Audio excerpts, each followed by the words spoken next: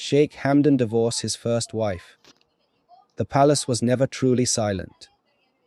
Even in the darkest hours before dawn, servants moved through marble corridors, guards changed shifts with disciplined footsteps, and fountains whispered beneath moonlit balconies.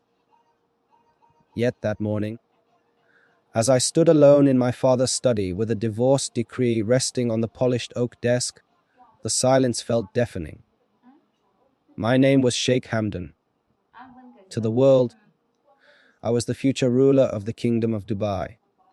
To myself, I was simply a man who had failed the woman who deserved far better than half a heart. The royal council believed they knew why I had requested a private audience. Your Highness, Prime Minister Idris said, folding his hands. If this concerns the trade summit, it doesn't. Every face around the table turned toward me. I wish to dissolve my marriage. The words struck the room harder than thunder. What? One minister breathed. Another rose from his chair. Your Highness, think carefully. The people adore you and Fatima. They adore an image. I answered quietly, not the truth. King Adrian, my father, dismissed everyone with a wave of his hand. When the doors closed, he stared at me for what felt like an eternity. Is there another woman? I closed my eyes. He didn't shout. Somehow that hurt more. I raised you to honor your vows. I know. And yet, I never betrayed Fatima. He studied me carefully. You love this woman. I nodded. His shoulders sagged with a wariness only kings understood. Love has destroyed more kingdoms than war ever did. Fatima found me later that evening in the rose gardens. She always knew where to find me when my thoughts became too heavy. You asked for me. I did. She sat beside me on the stone bench. The fountain between us shimmered beneath hundreds of tiny lanterns. You've been distant for months. I swallowed. I'm sorry. That isn't why you called me. She looked at me with gentle eyes, not angry, not suspicious, simply sad. I've fallen in love with someone else. The confession shattered something inside me. I expected tears, I expected rage. Instead, Fatima lowered her gaze to the roses. I wondered when you would finally say it. You knew. I knew your smile had changed. Silence settled around us. I tried. I whispered. I know. I wanted us to become everything people believed we already were. I wanted that too. For the first time since our wedding, we cried together.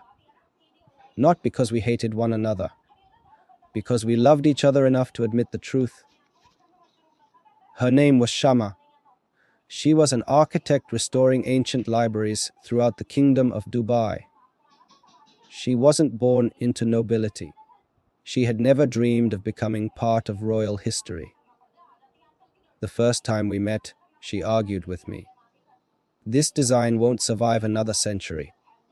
It has survived 5. Barely. You disagree with your prince. I disagree with bad architecture. I laughed harder than I had in years. She never tried to impress me.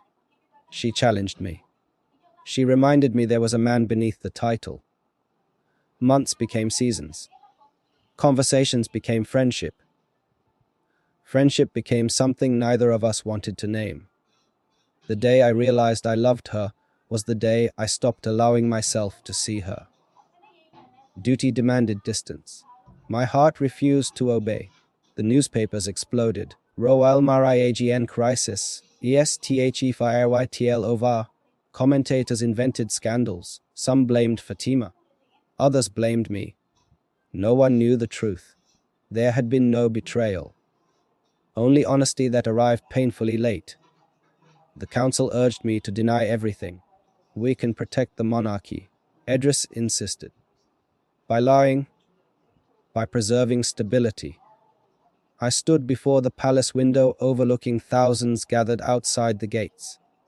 They deserve a king who tells the truth, even if the truth cost me everything. The announcement was broadcast across the kingdom.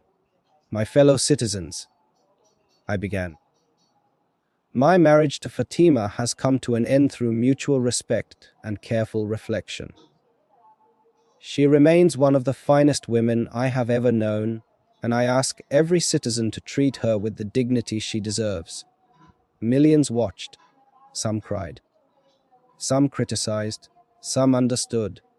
When the cameras turned off, I finally breathed again. Weeks later, the divorce was finalized. No celebration followed. No victory. Only quiet acceptance. As Fatima prepared to leave the palace, I carried one final box to her carriage. "You didn't have to do this," she smiled. "I wanted to." She looked toward the palace. "It never truly felt like mine. I'm sorry." "I know." She reached into her bag and handed me a small silver compass. "You gave me this before our wedding." "I remember. It always points north." I nodded. "So should your heart." She stepped into the carriage. Just before the door closed, she looked back. "I hope she loves the man beneath the crown." "I think she already does." "And promise me something. Anything."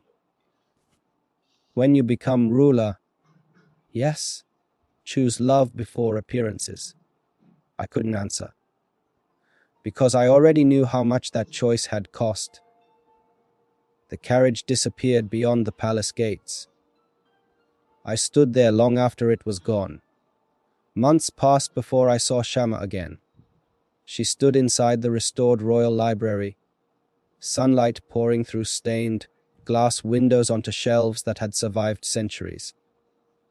"I heard the restoration is finished," I said. She smiled softly. "So is your old life. I don't expect forgiveness." "For what?" "For loving you." Her eyes filled with tears. "I never asked you to." "I know." She stepped closer. "I spent every day hoping you would choose honesty. I nearly chose fear instead." She reached for my hand. "Then let's never build our future on fear." For the first time in years, peace settled inside me. Not perfect happiness. Not freedom from regret. Peace. A year later, I stood on the palace balcony overlooking the kingdom of Dubai. The crowd stretched farther than I could see. My father had retired. The kingdom had a new ruler. At my side stood Queen Shama. Below us, among the honored guests, Fatima smiled with quiet grace. Time had healed wounds none of us believed would ever close. Some stories end with weddings. Ours began again after heartbreak. I had learned that a throne could command loyalty, wealth, and power. But it could never command love. Love remained the only thing in this world that had to be freely given. As the bells rang across the kingdom of Dubai and sunlight washed over the city, I silently thanked the woman who had let me go, and the woman who had waited until I found the courage to become not just a ruler worthy of a throne, but a man worthy of love.